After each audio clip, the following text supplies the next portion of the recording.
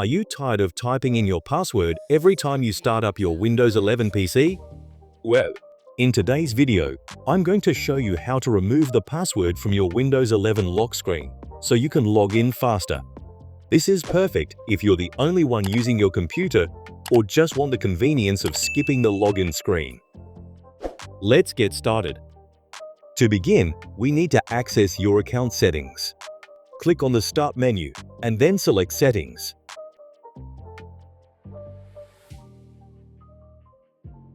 Once you're in the Settings window, click on Accounts from the left-hand menu. This is where you can manage everything related to your user account, including your sign-in options. In the Accounts menu, click on Sign-in Options. This will bring up various options related to how you log into your computer. Here, you'll see different methods for signing in, like Windows Hello, PIN, and password. Since we want to remove the password, scroll down until you see the Password section. To remove your password, click on the Change button under the Password section. You'll be prompted to enter your current password, so go ahead and type that in. Then click Next. Now, leave the new password and confirm password fields blank, and click Next. See a confirmation that your password has been changed. Click Finish, and your password will be removed from your account.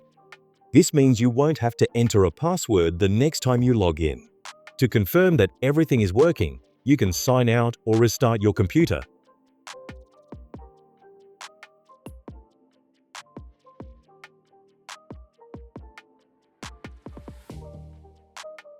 When you reach the lock screen, you should be able to log in directly without entering a password. And that's it. You've successfully removed the password from your Windows 11 lock screen, making it faster and easier to access your computer. Remember, while this is convenient, it's important to consider the security implications, especially if you share your PC with others or if it's in a public space.